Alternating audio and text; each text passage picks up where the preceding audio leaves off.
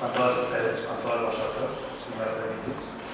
Gracias al Grupo SIDES y enhorabuena por esta iniciativa de trabajar en un que congrega a tantos alumnos, que hace tanto por cumplir la lingüística. También es un honor, también es una satisfacción poder impartir una charla con un título de una canción de Rafael, que es uno de los mayores artistas, ¿verdad?, que hemos tenido en este país y que me venía muy bien para lo que yo quería tratar hoy, porque ese título, digan lo que digan, bueno, ahí tenemos una tercera persona del plural, que es una forma gramatical en la que yo he empezado a fijarme hace un tiempo. Me llamaba mucho la atención, digan lo que digan, y yo pensaba, bueno, ¿y quién dice, no? Cuando decimos esa expresión, digan lo que digan, ¿quién lo dice? ¿Quién lo va a decir? ¿Quién lo puede decir? De eso vamos a hablar, de esas terceras personas que no sabemos muy bien a veces quiénes son, pero las usamos y algo estamos queriendo decir cuando decimos esto. Para dejar más claro lo que vamos a tratar hoy, pues vamos a empezar viendo algún ejemplo de estos verbos en tercera persona que no tienen un sujeto expreso o recuperable, es decir, que se puede identificar en el contexto. Si yo digo, hay unos chicos en la calle, están llamando a la puerta, y yo preguntara, ¿a quién se refiere están llamando? Creo que en este contexto todo el mundo me diría, bueno, está claro que se está refiriendo a esos chicos. Esa desinencia verbal de están, tercera persona plural, pues concuerda con algo que ha aparecido antes.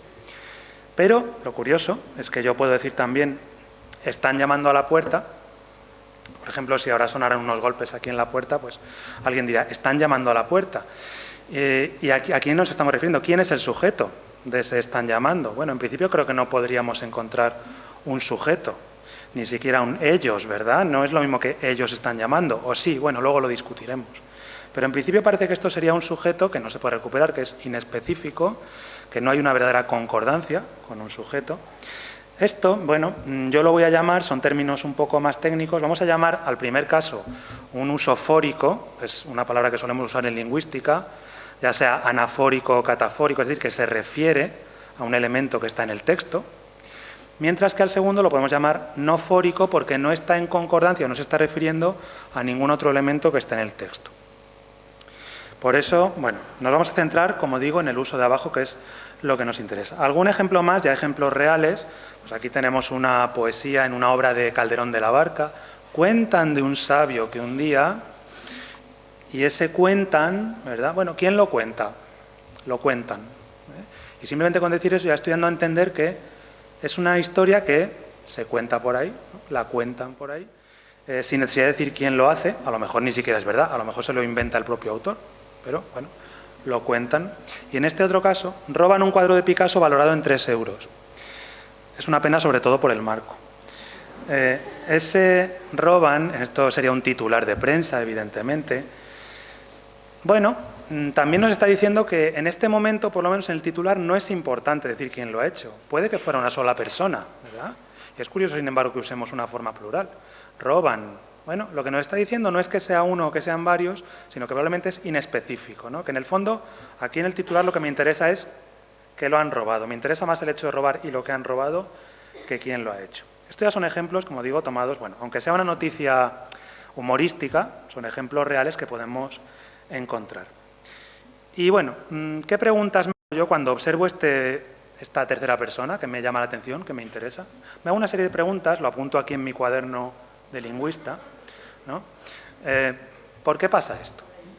¿Por qué es posible formular terceras personas sin sujeto? Bueno, vamos a intentar dar unas pistas. A lo mejor no resolvemos el misterio, pero vamos a reflexionar sobre ello. ¿Qué significado se transmite al hacerlo? Porque algo estoy diciendo, ¿verdad? Un significado estoy creando. ¿Cómo podemos explicar ese significado de una tercera persona que no se refiere en principio a nadie, que no concuerda con ningún sujeto? ¿Qué referencias puede tener? ¿A qué tipos de personas o de colectivos me puedo estar refiriendo? ¿Me refiero a personas concretas? ¿Es más bien a todo el mundo? ¿Es a mucha gente? ¿Es a una mayoría de la sociedad? Puede haber distintas posibilidades según el contexto. ¿Aparece más en unos contextos de comunicación que en otros? Y aquí entramos en la cuestión de la variación. Pensad si creéis que a lo mejor se usa más cuando hablamos o cuando escribimos o quizá en unas situaciones o en otras, en unos géneros textuales más que en otros, puede ser. Vamos a intentar investigar un poco sobre eso. ¿Lo usan más unos hablantes que otros? Lo mismo. ¿Es posible que lo usen más unas personas que otras, ya sea por algún rasgo o quizá por sus estudios o por la identidad que tienen en un determinado ámbito? Bueno, vamos a pensar también en ello. Y finalmente, suponiendo que sea verdad las dos preguntas anteriores, o sea que realmente sí exista variación, y ya adelanto que algo de variación sí hay, por lo menos, ¿tiene que ver con el propio significado de la construcción? Es decir, ¿que haya variación es algo azaroso, es algo caprichoso, o tiene que ver con lo que significa la propia construcción? Son muchas preguntas y a lo mejor son muy ambiciosas. Yo no sé si las vamos a poder contestar todas hoy, pero por lo menos yo voy a intentar aproximarme a algunas respuestas. Vamos a intentar, y entre todos vamos a reflexionar para ver si encontramos algunas respuestas a estas preguntas. ¿Cómo lo vamos a hacer? Aparte de algunos ejemplos inventados y aparte de algunos ejemplos de otras fuentes, yo voy a utilizar sobre todo un corpus que compilé hace unos años. Como ha dicho Iraide, pues yo he trabajado principalmente sobre el lenguaje de los medios, y además lenguaje local. Yo compilé un corpus de prensa y de radio, no es muy grande, 300.000 palabras, a partes iguales, lenguaje escrito de la prensa y lenguaje de la radio, transcrito. Y restringido, como digo, a un ámbito local, pues para evitar que haya mucha dispersión dialectal o que haya competencia de distintas normas periodísticas por distintas zonas. Bueno, pues son todo periódicos de Salamanca y también emisoras de radio de programas locales de Salamanca. Y es lo que yo voy a usar principalmente como base para sacar ejemplos y para hacer también unos cálculos de la distribución. Es interesante el lenguaje de los medios, entre otras cosas, porque hay muchas situaciones en él. Y hay muchos tipos de textos en el lenguaje de los medios, muchos géneros. Yo pongo aquí los que refleja este corpus, que son 10. Podemos ver en color naranja los escritos y en azul los orales. Desde artículos de opinión, cartas, noticias y también distintos tipos de programas radiofónicos, musicales, informativos, deportivos o anuncios, que ya no son programas, pero es un tipo de texto evidentemente muy interesante, el lenguaje publicitario. Lo que pasa es que hoy no vamos a hablar mucho de diferencias entre géneros porque hay algunos que no tienen muchos casos de terceras personas. La mayoría están concentrados en pocos géneros, entonces no hay como para hacer un estudio muy significativo de variación, pero sí vamos a hablar precisamente de algunos de esos géneros en los que están más concentrados los casos. Y también vamos a ver que hay una diversidad de grupos socioprofesionales. Es decir, la gente que participa en el lenguaje de los medios, claro, no tienen toda la misma función, ni la misma tarea, la misma actividad, ni siquiera la misma formación.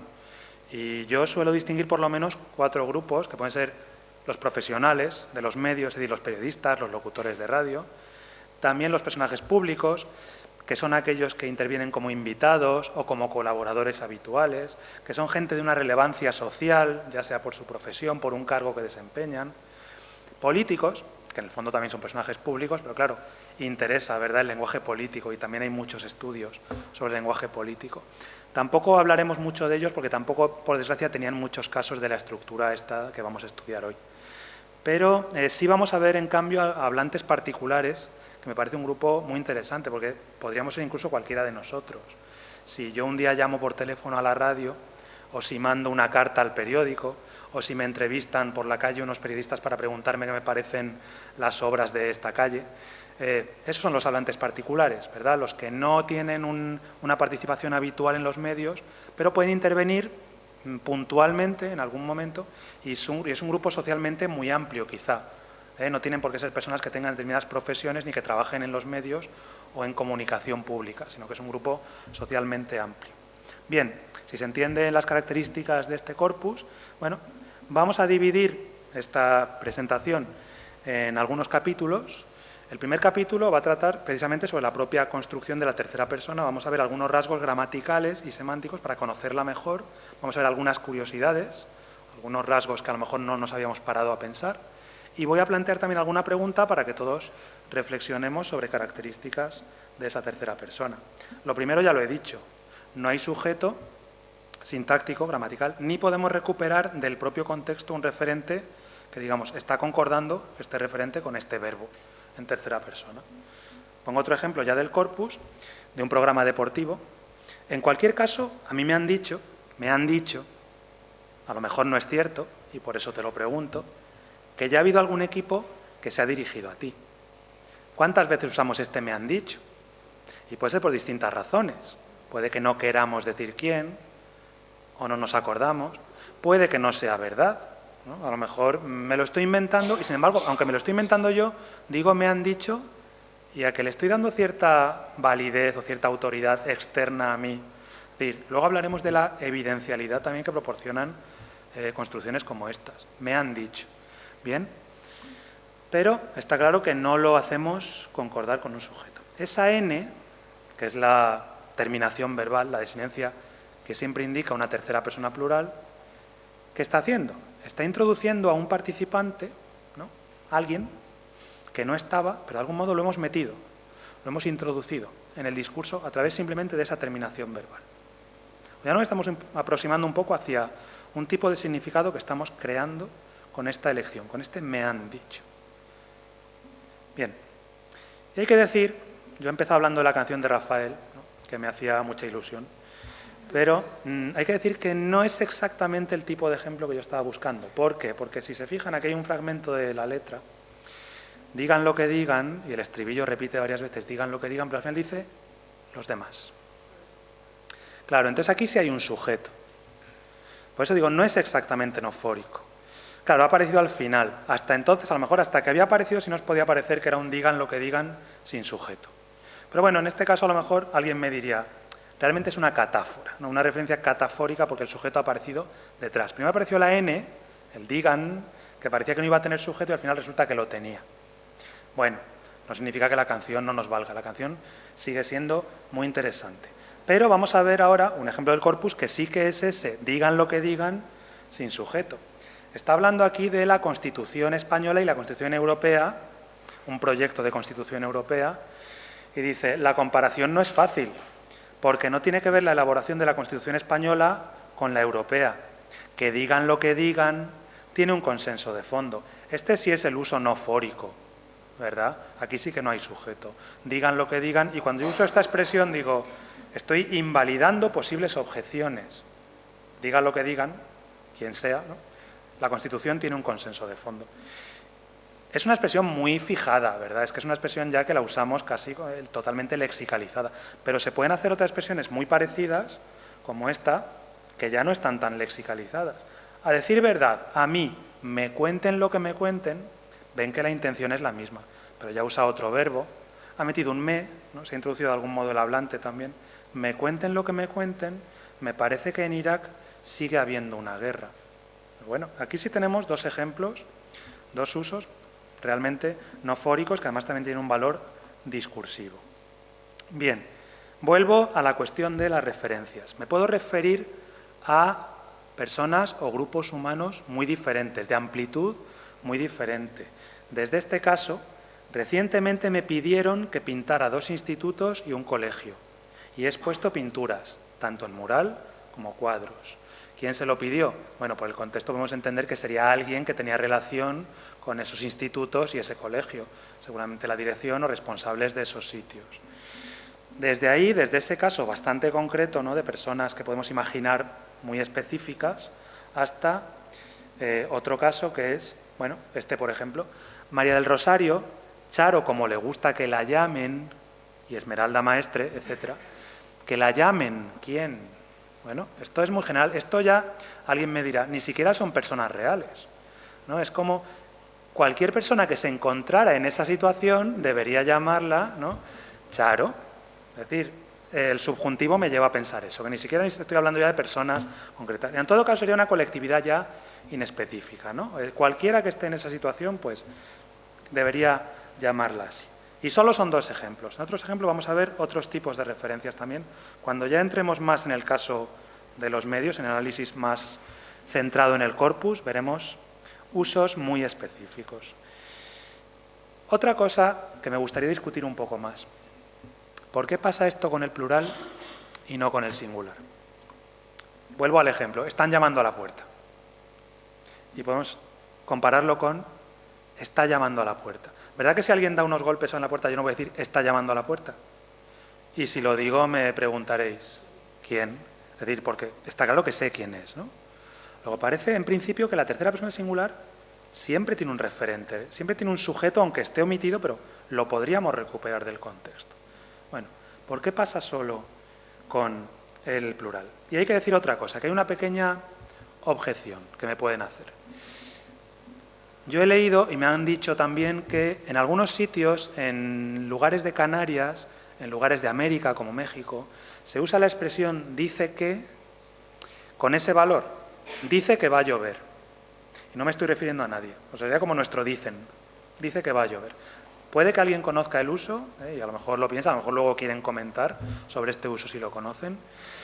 E incluso pues, se ha llegado a formar una forma como dizque, que esto, por ejemplo, lo pueden haber encontrado en obras clásicas, que aparece, o también en México y en algunos lugares parece que se usa ya como una especie de adverbio, de marcador, evidencial, dizque, ¿no? Disque. Bueno, ¿qué hacemos con estos casos? ¿Invalidan la idea de que el plural es el único que puede ser nofórico? Yo creo que no la invalidan o solo hasta cierto punto. Primero, parece que esto solo ocurre con el verbo decir. No sé si conocerán otros casos, también me gustaría que si alguien conoce otros casos nos lo comente. Pero normalmente ocurre con el verbo decir, en esta construcción. Dice que, diz que. Luego parece que está ya muy fijado, muy lexicalizado con este verbo en concreto. También podríamos pensar, pero claro, esto habría que demostrarlo, que puede venir del dicen, que se ha simplificado, que se ha perdido la N. Claro, esto habría que hacer ya un estudio más diacrónico, con textos, con corpus, para saber si realmente es una simplificación fonética de ese dicen que. No lo sé, pero bueno, podemos discutirlo también. Parece que estos casos, bueno, nos causan un pequeño problema, pero no es seguro que invaliden la idea de que es el plural, y casi siempre es así, es el plural el que se usa con valor nofórico. Ahora, una pregunta para que pensemos. Ya lo anticipé. Si yo usara un ellos, un pronombre ellos, ¿podría ser nofórico? Es decir, ¿ellos están llamando a la puerta? ¿O todos tendríamos claro que sé quién es? Es decir, que es un referente específico. Lo digo sobre todo porque hay algunos trabajos, cito estas referencias porque lo he tomado estos dos trabajos de Lapidus y Otegui y de la RAE, es decir, la gramática, la nueva gramática de la Real Academia, que dicen que sí que en algunos dialectos, en algunas variedades, ese ellos puede ser nofórico, puede equivaler a nuestro dicen sin sujeto. Yo no lo tengo claro. Si ven los ejemplos que están sacados de esos trabajos, fui ayer a la oficina y ellos querían que yo firmara todos los papeles. Antes de mudarse la compañía para el piso en que estamos, ellos me llamaron a la oficina y me dijeron que si quería el trabajo. Bien, parece que no hay nada que concuerde con ese ellos o que nos aclare la referencia de ese ellos. Pero si nos fijamos, claro, yo destacaría ese a la oficina, pero cuando digo fui a la oficina y ellos, pues personalmente yo entiendo que ese ellos es la gente de la oficina, ¿o no? Es decir, que de algún modo a la oficina me ha orientado un poco hacia esa referencia. Y en el segundo texto yo creo que pasa más o menos lo mismo con la compañía. La compañía se mudó y ellos, ¿quién? Bueno, las personas, los responsables de la compañía, me llamaron. Es decir, creo que no son casos del todo claros de los que yo llamo propiamente nofóricos, porque por lo menos sí que hay alguna acotación referencial en el contexto. Otra cosa es que los autores, y hay muchos autores que meterían estos casos, a lo mejor, en la tercera persona no fórica. Yo he procurado no ponerlos porque quiero solo casos en los que no haya especificación sobre quién es el sujeto. Pero eso se podría discutir. Y hay que decir otra cosa con respecto a estos casos. Que los autores que hablan de ese ellos no fórico dicen que esto se da sobre todo en hablantes, por ejemplo, hispanos que viven en Nueva York, en Puerto Rico, es decir, en zonas que están en contacto con el inglés. Y lo que sí se ha estudiado mucho es que los hablantes que están en contacto con el inglés en un contexto bilingüe expresan mucho más los sujetos en general que nosotros que estamos en un contexto monolingüe. Y claro, es fácil ver ahí cierta transferencia de la gramática inglesa que obliga a expresar los sujetos. They say that time changes things. Y sabemos que el inglés está obligado a ese they, ¿verdad? Claro que es un they inespecífico. Equivaldría más o menos a nuestro dicen sin sujeto, ¿verdad? Es que la gramática del inglés me pide, por la falta de desinencia del verbo, me pide poner ese sujeto. Entonces yo creo que tiene mucho que ver también la transferencia para esos casos de pronombres expresos, ¿no? Bien, pasando a la cuestión semántica. La construcción se da normalmente con verbos que expresan acciones. Es rara con procesos y parece imposible con estados. Ejemplos. Llaman constantemente para venderme cosas. Perfecto, ¿no? Es decir, no tenemos problema con este ejemplo. Con este otro a lo mejor tampoco. Creen que el agresor era un conocido de la víctima. Bueno, lo podría usar en uso no fórico. Creen, sin decir quién. Puede ser. Le pongo una interrogación porque, claro, a lo mejor es por ser un proceso mental, pues, bueno, se está refiriendo a la policía, a la justicia. A lo mejor con otros procesos es más difícil. Nacen, viven, crecen, mueren. ¿Podrían tener un uso no fórico? Me parece más difícil con otros tipos de verbos. Y desde luego lo que parece que está claro es que un verbo estativo, como estar, como ser, están cansados de tanta corrección política. ¿Es posible que esto no tenga sujeto? Yo creo que no. Es decir, que todos me preguntaríais quiénes están cansados, ¿no? Es decir, no lo puedo decir refiriéndome a la gente en general, ¿o sí? Creo que no, pero bueno, reflexionamos sobre ello y después lo podemos discutir. Cuanto menos transitivo es el verbo, cuanto menos indica una acción que tenga flujo de energía, como se dice en lingüística cognitiva, más difícil es que usemos esta estructura. Y esto lo relaciona a lo mejor un poco con otras construcciones que llamamos impersonales. Yo puedo decir, me han dado una buena noticia.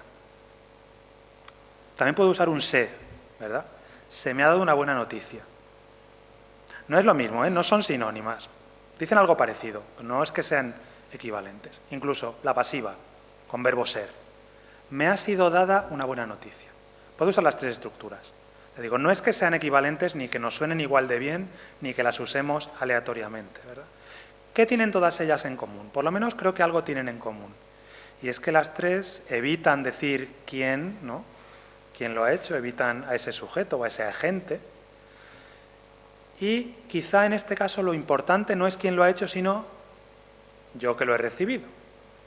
Lo importante es la noticia y yo que la recibo, más que el sujeto, ¿verdad? O más que el agente. Eso sí que es algo que une a estas construcciones, aunque cada una lo enfoque de una manera un poco diferente. Vemos este ejemplo real. Black Friday, que no te engañen. ¿Qué es lo importante para mí de esta frase? Para mí quizá lo más importante es el te. Es decir, me da igual quién te engañe. ¿Qué es lo importante? Que no te engañen a ti. Estamos hablando de ti, ¿no? Tú eres lo importante. Tú eres lo prominente en este caso. Mientras que a la gente, al que hace la cosa, al que hace la acción de engañarte, lo dejamos oculto, ¿verdad? Difuminado. Lo mismo esta otra. Que me quiten lo bailado. Una frase que se ha dicho siempre, ¿verdad? Popular. Que me quiten lo bailado. ¿Qué importa? Pues importo yo, ¿verdad? Que no me lo quiten, o que me lo quiten pero me da igual. No importa quién lo haga. Entonces, esa prominencia del objeto. Bien, otra pregunta. ¿Y por qué este valor no fórico solo se da con la terminación de sujeto y no con un objeto? Es decir, me han regalado un jamón. Alguien ya está pensando en el jamón. Bueno, aunque no nos lo regalen, ¿verdad? Siempre está bueno. Podemos entenderlo como no fórico. Pero si yo digo, les he regalado un jamón, ¿verdad que tiene que ser alguien concreto? Es decir, ¿verdad que tiene que ser alguien identificable? No es lo mismo que decir que yo regalo jamones a todo el mundo. Les he regalado un jamón, entendemos que es a ellos, sean quienes sean ellos, que lo podremos aclarar en el contexto. ¿Por qué esta diferencia entre el han de sujeto y el les?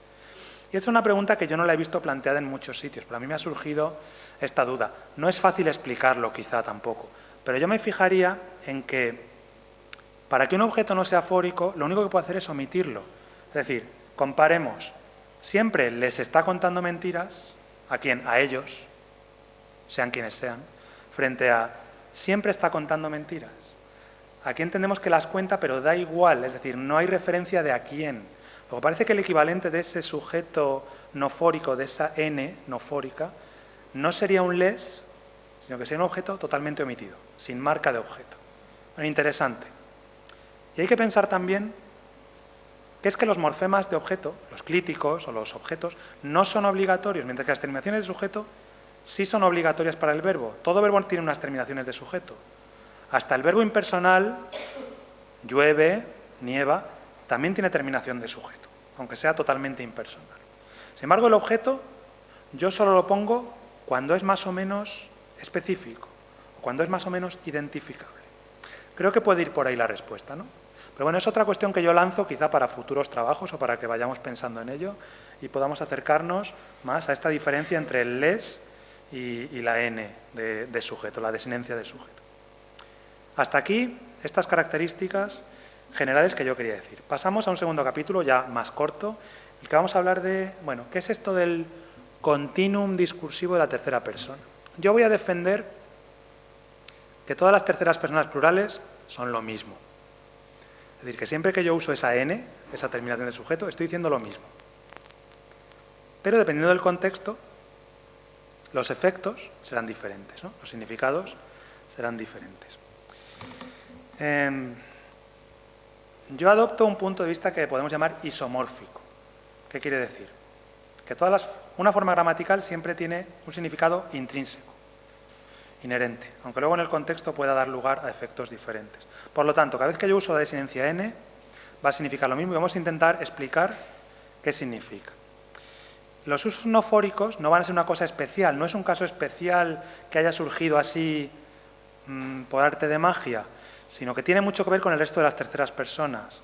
Vamos a ver 4 posibles usos de la tercera persona, con ejemplos, para intentar entender a qué me refiero con este continuum de posibilidades. Desde lo más prototípico en un sentido hasta lo más prototípico en el otro sentido. ¿Cuál sería el caso 1? Pues cuando yo tengo algo, un sintagma nominal, un pronombre, en tercera persona que concuerda con un verbo. El caso prototípico de una concordancia, digamos, normal. Aún falta un mes para que llegue la Navidad. Pero los comerciantes salmantinos ya se han puesto a trabajar.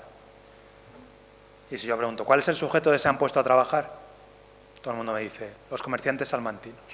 ¿O no? ¿Hay otra forma de analizarlo? Bueno, si tenemos un sujeto en plural, un verbo en plural. Concordancia perfectamente normal, estándar, ¿verdad? Entonces ya digo, creo que sería un prototipo del uso de la tercera persona. Ahora, vamos a empezar a alejarnos un poco y vamos a ver ya un caso un poco diferente, un poco especial, aunque es muy frecuente.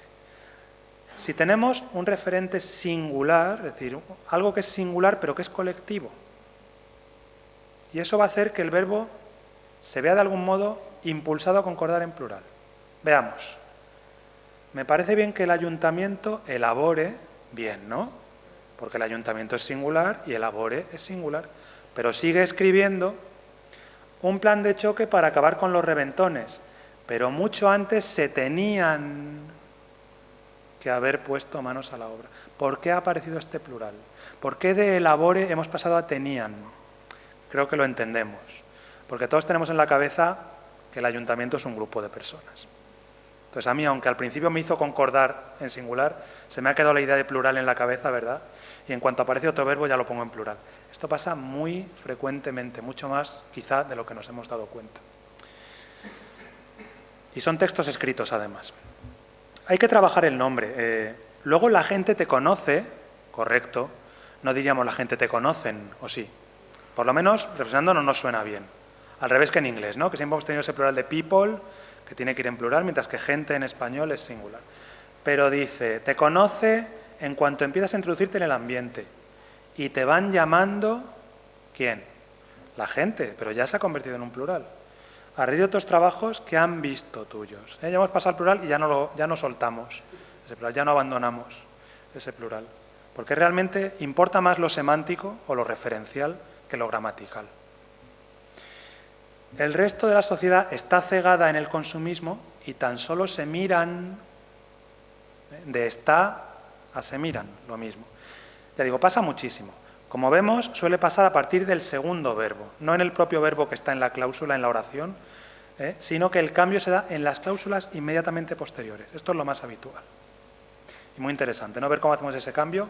Si a partir de ahora nos fijamos en esto, vamos a ver que lo hacemos, yo creo que todos, con mucha frecuencia. Puede ocurrir, esto es de otra fuente, es del 10 minutos, ¿no? Que incluso ocurra en la misma oración. La familia real de Mónaco disfrutan. No nos suena bien, si pensamos en ello. No nos parece correcto. Pero bueno, si ha ocurrido, por algo será, ¿no? Parece que cada vez tenemos más tendencia a lo mejor a hacer concordar estos sustantivos en plural.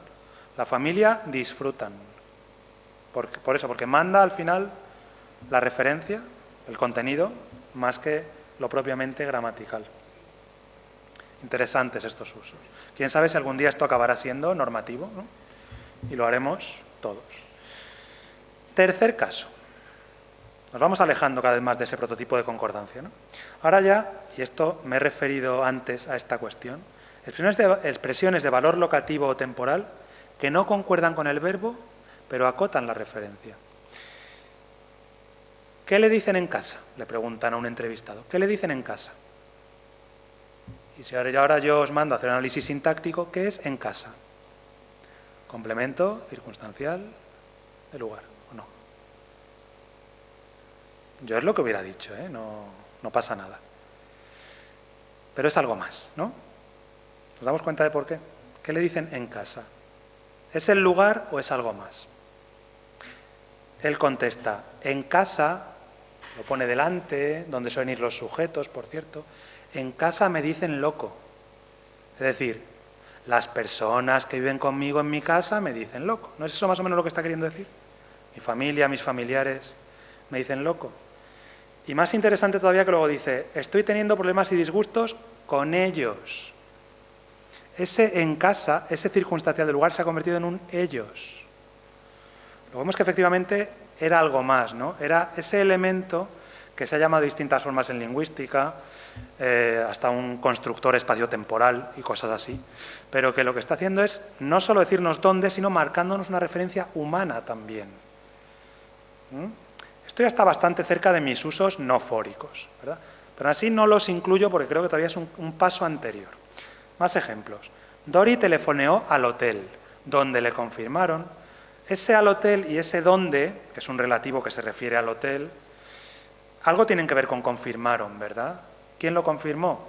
Bueno, pues esa gente, esas personas del hotel. O durante noviembre en Por Amor al Arte es una tienda de pintura. En Por Amor al Arte, escoges la lámina del pintor impresionista que te guste y te la regalan al enmarcarla en la propia tienda. Solo tienes que elegir un bonito marco, y tienen muchos. Es decir, esto es un anuncio radiofónico, claro. En Por Amor al Arte, te está diciendo el lugar, pero también te está hablando de unas personas que van a hacer eso. Bueno, entonces veis que estamos ya muy cerca de esas terceras personas que realmente no tienen sujeto y que realmente ni siquiera podemos decir que estén concordando exactamente ni refiriéndose a algo del contexto, ¿eh? De hecho, hay casos ya ambiguos entre esto y el punto cuarto, el extremo cuarto, que serían ya los nuestros, los usos no fóricos, donde en el contexto a lo mejor ya no vemos nada que realmente nos diga o nos oriente sobre cuál es la referencia. Hablando de un entrenador de fútbol que está muy enfadado porque le han pitado unas faltas a su equipo, ¿no? Es que protesta todo le sienta mal hoy, la verdad. Yo creo que le invitan a cenar y le sienta mal también. Le invitan a cenar. Un poco esa referencia totalmente inespecífica, como el de le gusta que la llamen Charo. Yo creo que le invitan, quien sea, a cenar y le sienta mal también. Vemos entonces cómo hemos llegado desde las terceras personas de concordancia prototípica con un sintagma de tercera persona hasta esto. Es decir, todo esto seguramente ha sido también una evolución histórica. Yo no hago el estudio diacrónico, pero seguramente esto nos está indicando distintas fases por las que ha ido pasando la tercera persona hasta llegar a casos en que no necesita un sujeto. Ni tiene por qué haber ningún sujeto ni nada en el contexto que me indique cuál es la referencia. Bien, por lo tanto, conclusión de este apartado. Yo creo que todos los usos de esa desinencia n tienen un significado común que se puede explicar o parafrasear con el término otros. ¿Qué significa otros? Significa es un participante, alguien, que tiene unos rasgos cognitivos, por lo menos tiene dos rasgos, creo yo. Uno de ellos es que es difuso, es decir, no especificamos quién es, aunque contextualmente podemos hacerlo. ¿Para qué está un sujeto? Para decirte quién, ¿no? ¿Para qué están incluso esos complementos de en casa, en Por Amor al Arte? Digamos para orientarte también sobre la referencia. Pero la N de por sí no dice nada, es decir, es referencialmente difusa, solo te dice que es alguien. Y muy importante, es alguien externo a nosotros, tanto a mí como a ti, tanto al hablante como al destinatario. Normalmente, cuando usamos una tercera persona plural, nos estamos refiriendo a gente que no somos nosotros. Yo digo dicen, creo que eso quiere decir que no lo digo yo. Y que en principio entiendo que tú tampoco lo dices. Pero alguien, ¿no? Hay gente que lo dice. Por lo menos estas pueden ser dos características de ese otros, de ese participante que yo llamo otros. Bueno, tercer apartado. Y ahora ya vamos a entrar más de lleno en el corpus y en el lenguaje de los medios. ¿Cuándo se usa esta tercera persona en los medios de comunicación? ¿En qué contextos? ¿Para qué? ¿La usan más unas personas que otras? Vamos a ver que sí. Lo primero que voy a decir es que yo en todo el corpus de algo más de 300.000 palabras he encontrado 248 casos. Recordad que solo analizo casos propiamente no fóricos en los que yo creo que no hay nada en el contexto que indique la referencia. Algunos pueden ser, como digo, ambiguos, algunos me los podrían discutir. Pero claro, al ser un continuum, si voy metiendo, acabo llegando a todas las terceras personas, tampoco me interesa. Entonces he intentado acotar solo los casos más extremos, más prototípicos del uso no fórico. 248. Y voy a calcular frecuencias normalizadas. ¿A qué me refiero? ¿Cuántas veces aparece esto en un número de palabras? No voy a utilizar porcentajes, que es muy normal, ¿no? Pero claro, es que aquí no tengo que comparar dos cosas. Solo voy a estudiar una estructura. Entonces voy a ver qué frecuencia tiene por cada 10.000 palabras. Y lo que voy a comparar no son unas construcciones con otras, sino si aparece más en estos contextos o en estos otros. Pequeña clase de matemáticas. ¿Cómo se calcula? Pues si alguien no lo tiene claro, ¿cómo se calcula esto? Pues yo simplemente multiplico 248 por 10.000 y lo divido entre las palabras totales, que son 302.577. Matemática más que elemental, que es lo único que yo sé hacer. Y me sale que en total en el corpus la tercera persona no fórica aparece 8,2 veces por cada 10.000 palabras. Esto no es ni mucho ni poco, porque claro, habría que compararla con otras construcciones, que no lo vamos a hacer aquí porque sería ya muy complicado. Pero bueno, ese es el dato general, 8,2. Ahora nos interesa ver, bueno, cuándo más y cuándo menos, a ver dónde están las diferencias. Y antes de eso también voy a hablar de que me gustaría dividir esos usos. Me estoy quedando sin batería, según dice esto, y no sé si es que no está enchufado. Ah, pues que no lo veía desde aquí. Muchas gracias. Bien, ya me han arreglado el ordenador, ¿verdad? Y estaba diciendo que aquí es un referente clarísimo, muy específico y muy prominente además. Yo voy a distinguir entonces tres valores referenciales, tres, digamos, referencias básicas que puede tener la tercera persona. Y los cálculos los vamos a hacer distinguiendo esas tres referencias, porque vamos a ver que así salen unos datos bastante interesantes. Cuasi individual, cuando me refiero o nos referimos a personas más o menos concretas. Eso de roban un cuadro. Bueno, está claro que han salido personas más o menos específicas, al margen de que sepamos quiénes fueron, ¿vale? Cuasi universal, cuando nos referimos a una colectividad amplia. Dicen que va a llover, o incluso en casos más amplios. Ahora veremos algunos casos. Pero bueno, referencias bastante colectivas, amplias, poco definidas, poco específicas. Y un uso especial que yo encuentro mucho en los medios, que yo lo he llamado institucional, porque en los medios hay mucha tendencia a hablar de instituciones, de autoridades, de gente que tiene algún tipo de poder. Otros autores han distinguido un uso parecido y lo han llamado corporativo, refiriéndose a que indica grupos de personas, asociaciones. Pero bueno, yo he preferido algo un poco más concreto, institucional, porque casi siempre he referido eso, al ayuntamiento, a concejalías, al gobierno, a alguien que tiene eso, algún tipo de responsabilidad o de poder. Si se han entendido, luego las vamos a estudiar más detenidamente, si se entienden los tres tipos de referencias, ya podemos ver algunas cuantificaciones. Vamos a ver primero una tabla con la distribución general y según lenguaje escrito de la prensa, lenguaje oral de la radio. Bueno, no sé si va a ser una desilusión, pero no vemos mucha diferencia entre el lenguaje escrito y el oral. Solo hay 8 casos más 120 frente a 128, 8 casos más en la radio, y las frecuencias pues quedan muy parecidas, 8, 8,4 por cada 10.000 palabras. Eso no parece que nos ilumine demasiado. Sí podemos decir en esta tabla, por ejemplo, que la referencia cuasi individual es algo más frecuente, tiene un 3,4, seguida de la institucional un 2,7 y la menos frecuente parece ser la cuasi universal. Y también podríamos destacar que la frecuencia más alta es la que se da del uso cuasi individual en la radio. Y parece que el lenguaje oral, podemos destacar que esta estructura refiriéndose a personas más o menos específicas, ¿no? Eso de me han dicho, es muy frecuente, ¿verdad? Eso de han robado, se han llevado algo, bueno, esos usos son quizá un poco más propios de la lengua oral que de la escrita. En cambio, otros usos pueden ser distintos. Por ejemplo, la institucional vamos a ver que la encontramos más en la prensa que en la radio, ¿verdad? Un 3,1, un poco más alta, tampoco son grandes diferencias en general, pero un poco más alta en la prensa. Van a ser en general más interesantes, o por lo menos más llamativos, los datos de la segunda tabla. Según grupos de hablantes, según lo que llamo identidades que asumen los hablantes en los medios, aquí hay diferencias más grandes. Lo primero, que los periodistas y locutores, los profesionales de los medios, usan muy poco la construcción. Tienen un 4,2 en total.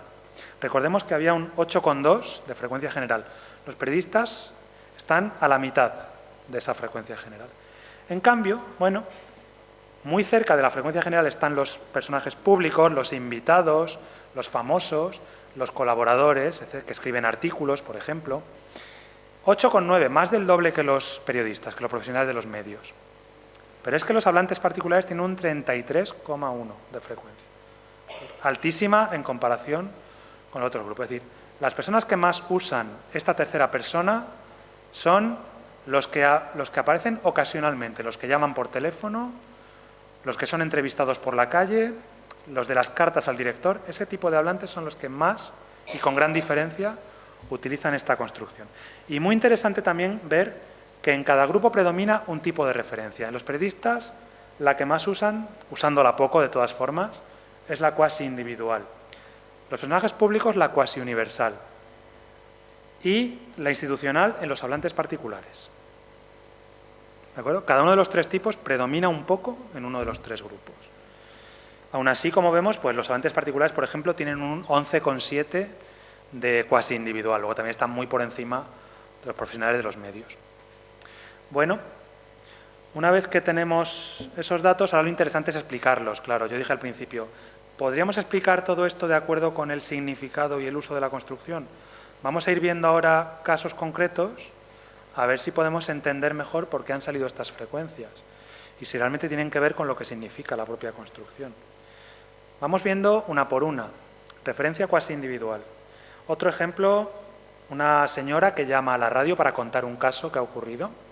Ayer, por ejemplo, a un compañero de mis hijas a las 5 de la tarde lo asaltaron y nadie hizo nada.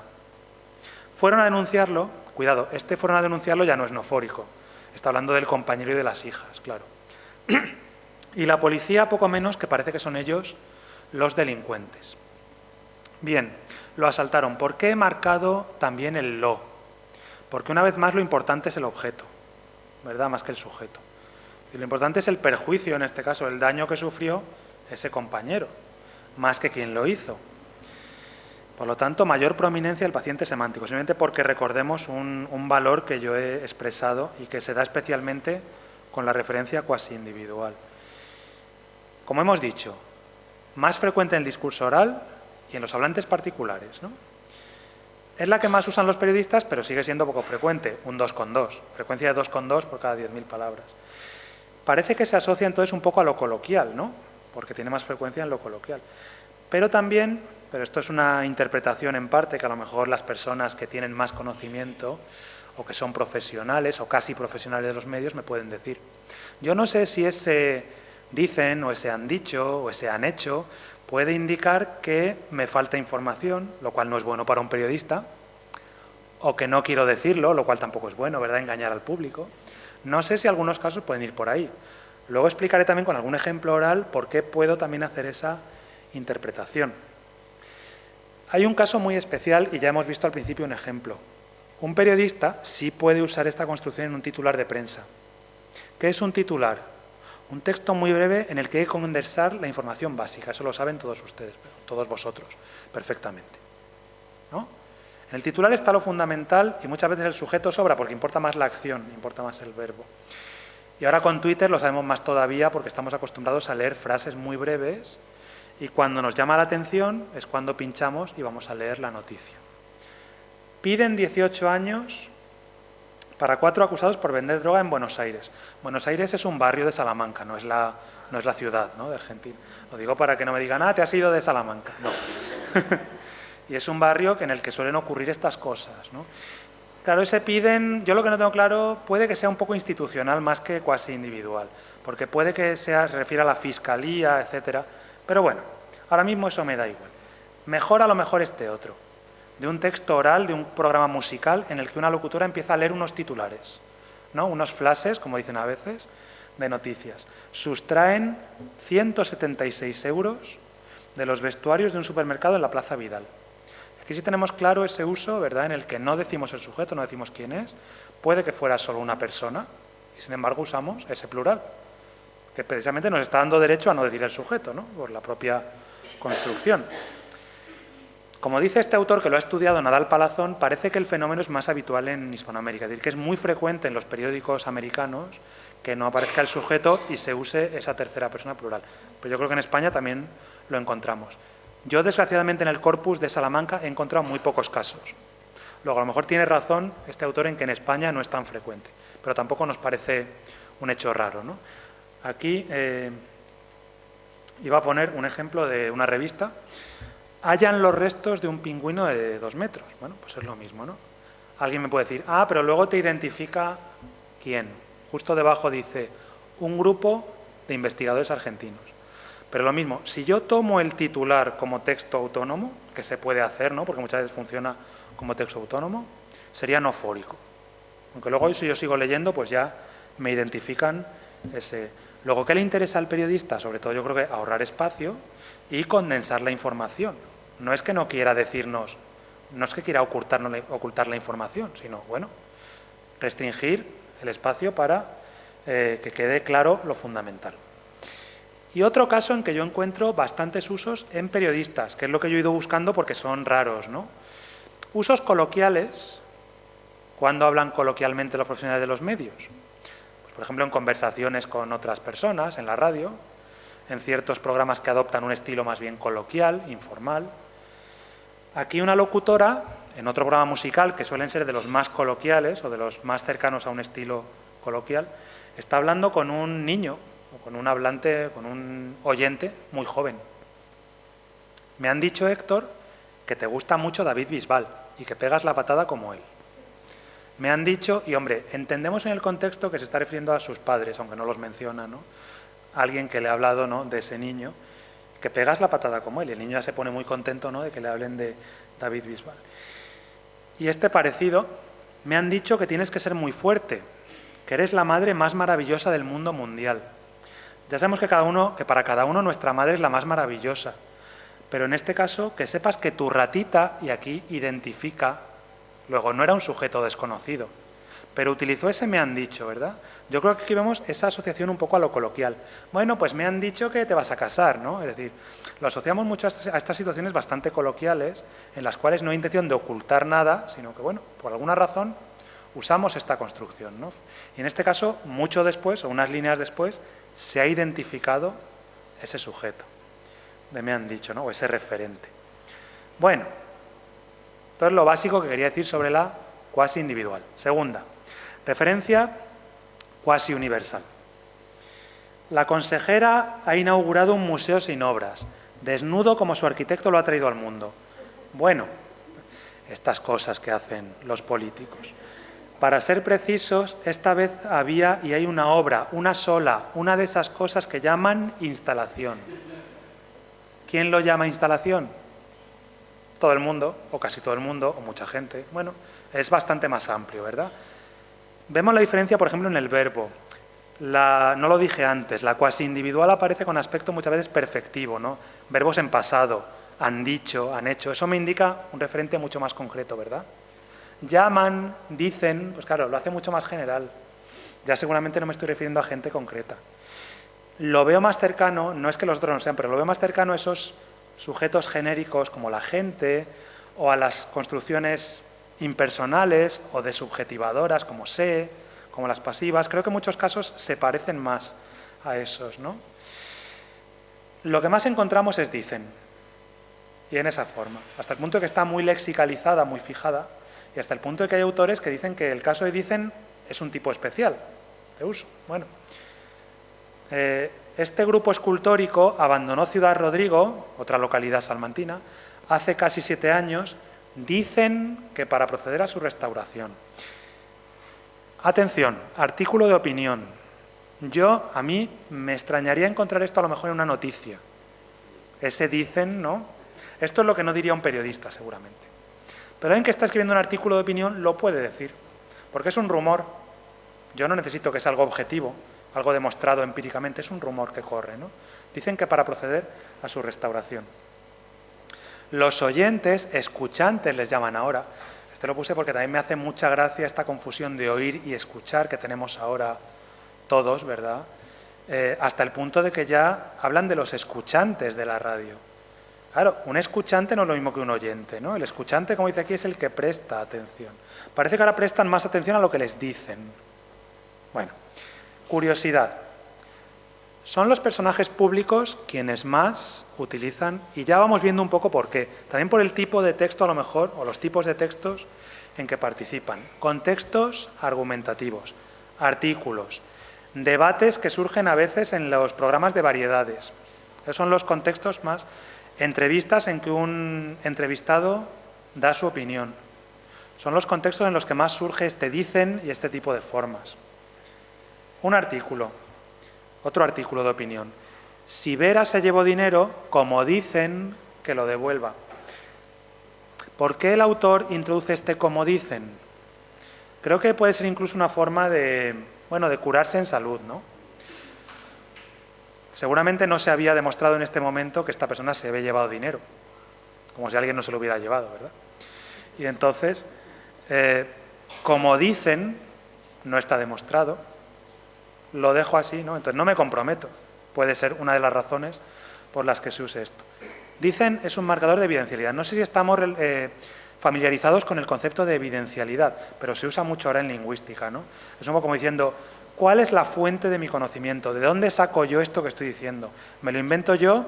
¿Lo dicen otros? ¿Está demostrado? ¿Es probable? ¿Es seguro? Ese es el campo de la evidencialidad, ¿no? Los nuevos gobernantes han colocado a la familia, primero los hermanos, y detrás llegarán los cuñados y los primos. En nadie mejor que en la familia se puede confiar, dicen. ¿Y qué es lo que más me gusta de este ejemplo y de otros?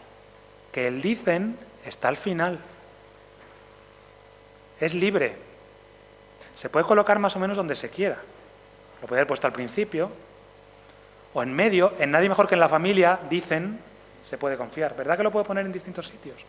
Esto ya no es un verbo como tal, ¿verdad? O sea, ya no funciona como un verbo núcleo de un predicado. Está funcionando más bien como un marcador, ¿no? Casi como un adverbio. No voy a decir un adverbio, pero casi como una palabra que se mete ahí para indicar algo en el discurso, pero no pertenece propiamente a la estructura gramatical, como lo haría un verbo usado normalmente. Otro ejemplo. El mundo cambia, pero el clima también, porque unos días hace mucho calor, otros días hace mucho frío, te achicharras, va a llover. Es el efecto invernadero, dicen. Y lo mete también al final, ¿no?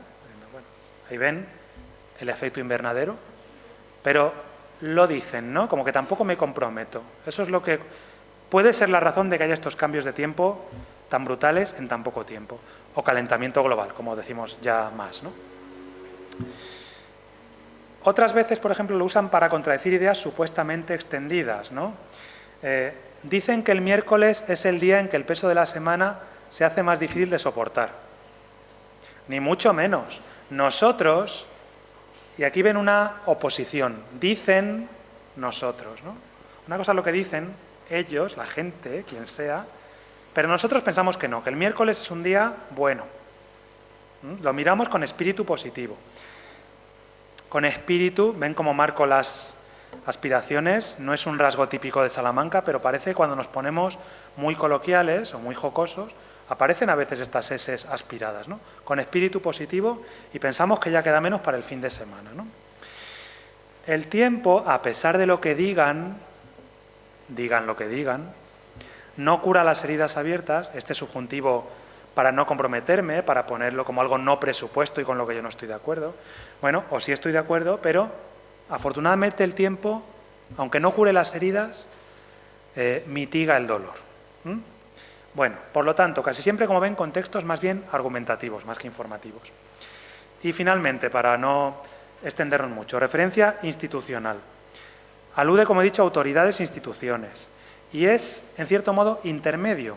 Pues claro, el uso cuasi individual que habla de personas concretas, el uso cuasi universal que habla de grandes colectivos, que puede ser casi toda la sociedad. En medio está la institución, que son grupos de personas, que además tienen la capacidad de representar a la sociedad por el cargo que ostentan, por lo tanto, por eso digo que es un uso un poco intermedio entre los otros dos, nocionalmente. Dice un joven vecino: deberían decorar el barrio con luces de Navidad. Me parece justo que pongan algún adorno, aunque sea pequeño. Esto lo habremos dicho todos alguna vez, ¿no? Es que no limpian las calles, es que no adornan. Bien, ¿en quién estamos pensando? Quizá en el ayuntamiento, quizá puede tener que ver con que no sepamos exactamente quién tiene que hacer eso. Porque yo en Salamanca tampoco sé si esto es de la concejalía de alumbrado o la de fomento o festejos o quién se ocupa de esto. Entonces, digo ese deberían, que creo que mis interlocutores entienden que me estoy refiriendo a gente que tiene potestad y capacidad para hacer eso. Por eso lo distingo un poco de los otros usos. Es que es muy frecuente esto, ¿eh? Los mayores es un amplio colectivo que quiere saber hasta qué punto le van a prestar atención. El ayuntamiento. Esto era una conversación con el alcalde. Pero ese van no es ustedes, ¿eh? Era un van que en el contexto se entiende que es... Los mayores quieren saber hasta qué punto le van a prestar, pues los políticos o quien sea, le van a prestar atención. Bien, ya hemos dicho, 18 casos por 10.000 palabras en los hablantes particulares. Más en la sección de prensa. No por nada, yo creo que puede ser un uso muy oral también, pero es que en la sección de prensa hay muchas transcripciones de declaraciones, como la que hemos visto de deberían decorar el barrio. Hay muchas entrevistas a gente que no tiene un puesto relevante, digamos, sino que es gente, pues, alguien que trabaja en una tienda, alguien que trabaja en cualquier cosa, se le puede entrevistar en un periódico local, ¿verdad? Usan mucho esto. Y también escriben cartas al director, y también usan mucho esa tercera persona. Y me interesa, en parte, la visión sociolingüística aquí, porque creo que crea contrastes grupales a veces. Están ellos, los enemigos, y estamos nosotros, los ciudadanos de a pie, que sufrimos, ¿verdad? Hay cierta visión negativa de los políticos hoy en día, seguramente injusta en parte, ¿no? Pero es verdad que nos vemos un poco como grupos separados. Ellos mandan, nosotros obedecemos, nosotros sufrimos, ¿verdad? Y esto se detecta a veces en algunos contextos. He elegido un tema que, como alumnos universitarios, a algunas personas les puede interesar, el botellón, ¿no? Resulta que entre la Universidad y el Ayuntamiento de Salamanca decidieron prohibir las fiestas con alcohol en las facultades, ¿no? Y en las calles. Y esto pues creó bastante polémica entre los estudiantes, lógico, y les preguntan a varios estudiantes y dan su opinión, ¿no? En un programa. Bueno, primero un alumno traidor se pone de parte de los poderosos, ¿no? Veo normal que prohíban que haya fiestas así, porque luego toda la ciudad acaba, en algunos sitios acaba destrozada. Una compañera le contesta: pero yo creo que deberían, pues no sé, esta tenía acento andaluz, esta debía de ser andaluza o extremeña quizá, pues no sé, hacer algo de tal manera que se pudiera hacer una fiesta. Yo creo que no se deberían suspender, pero que vamos, que más que suspender yo creo que nos quieren quitar de en medio. Y el que más me gusta es este último por ese nos. Ahí aparece otra vez ese objeto prominente. Ellos, quienes sean, los enemigos, nos quieren quitar de en medio. Ven aquí la oposición grupal, ¿no? A lo que me refería. Podemos hablar de distintas instituciones, muchas veces el ayuntamiento, como he dicho, concejalías, ¿no? Se han tirado 2 años largos de obras y ahora acto seguido les quieren meter, este les tiene referente en el contexto, son los comerciantes, que son los que más sufren las obras muchas veces, ¿no? Les quieren meter a los comerciantes otros 2 años o 3 de obras. Y este me gusta mucho. Esto va a ser como los 10 mandamientos se encierran en 2, que nos decían cuando éramos pequeños. Esto lo dice un periodista. Entiendo que se está acordando de su educación religiosa de pequeño, ¿no? Nos decían cuando éramos pequeños. ¿Quiénes nos? ¿No? Pues los niños, ¿no? Serán los niños de mi época, los compañeros de clase, ¿no? Nos decían. ¿Quién nos lo decía? Bueno, unas autoridades, alguien que tenía poder sobre nosotros. Sacerdotes, monjas, profesores, padres y madres, todos los que podían educar a los niños nos decían eso, ¿no? Entonces me gusta también ese contraste, otra vez con un nos, en este caso, ¿no?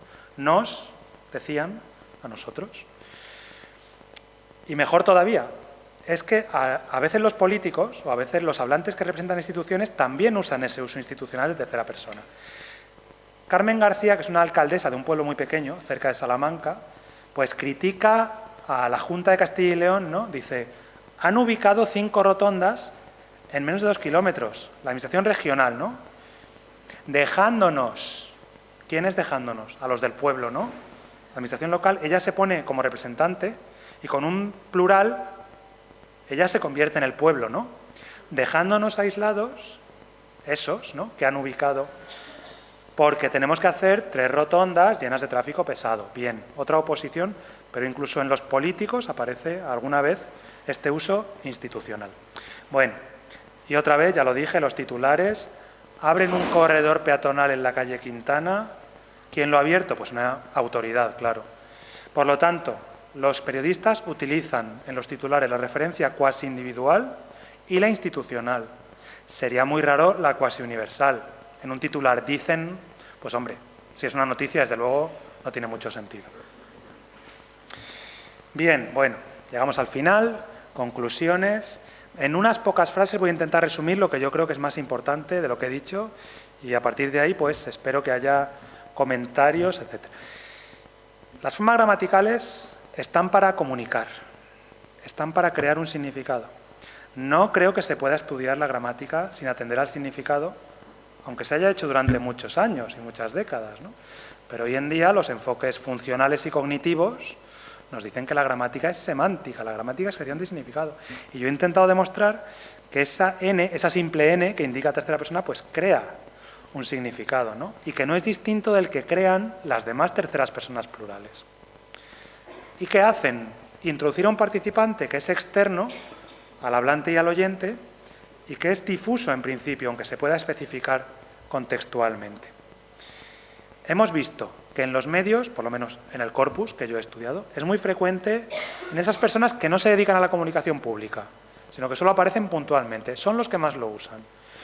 Puede tener que ver con que sea un rasgo más bien oral y coloquial y que por eso otros tipos de hablantes lo eviten o lo usen poco. Sobre todo periodistas y locutores, ¿no? Los profesionales lo usan poco. También por lo que yo decía, que es algo que, como no sea un contexto claramente coloquial de Héctor, me han dicho que te gusta David Bisbal. Si no es ese tipo de contexto, no parece que sea muy apropiado.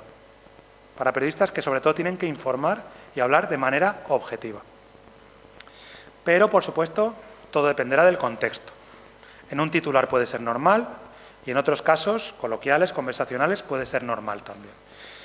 No basta con cuantificar, aunque también ha habido enfoques cuantitativos que se han olvidado, en mi opinión, del contexto y de analizar cualitativamente qué quieren decir los hablantes. Al final lo que importa es comunicarnos en un contexto, ¿no? Más que las meras tendencias. Por eso no podemos separar una cosa de la otra. Objetivos de comunicación. Creo que un verdadero análisis de la gramática y de la variación de la gramática se beneficia de combinar datos cuantitativos y cualitativos, observación de contextos. Así vemos las tendencias. Es verdad que hemos visto algunos datos muy llamativos, ¿no? Pero hay que explicarlas. No es casualidad, ¿verdad? Espero haberlo más o menos demostrado, que los hablantes particulares usen más esa construcción que otros. Tiene que ver con algunas razones comunicativas, ¿no? Y finalmente, tenemos que avanzar, los lingüistas, ¿no? Todas las personas que estemos interesadas en estas cuestiones, hay que avanzar en estudiar estas construcciones impersonales o, como yo prefiero llamarlas, desubjetivadoras, porque lo que hacen es evitar la presencia de ese agente, o no siempre es agente, por eso a veces es del sujeto, pero bueno, evitan la presencia de ese protagonista, ¿no?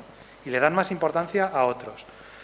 Hoy hemos estudiado la tercera persona del plural, pero está también la pasiva, una estructura muy interesante, un auxiliar ser, y poco frecuente y, sin embargo, muy propia de periodistas, parece ser, ¿no? Parece que los periodistas la usan bastante más que otros hablantes. También el se, la pasiva refleja y la impersonal con se, frecuentísimo, mucho más que la pasiva con ser. Cosas, estructuras como a ver qué más infinitivo. ¿A qué me refiero? Bueno, hay que hacerme un resumen de esta charla que he dado yo. No, es broma. Pero si yo a mis alumnos les digo hay que hacer este ejercicio, ¿por qué digo esto y no tenéis que hacer este ejercicio? Quizá estoy evitando decir que la obligación es suya. Lo presento como algo más general. A lo mejor me meto yo de alguna forma, como que yo voy a hacer los deberes, ¿verdad? Pero me meto, comparto el dolor de alguna forma y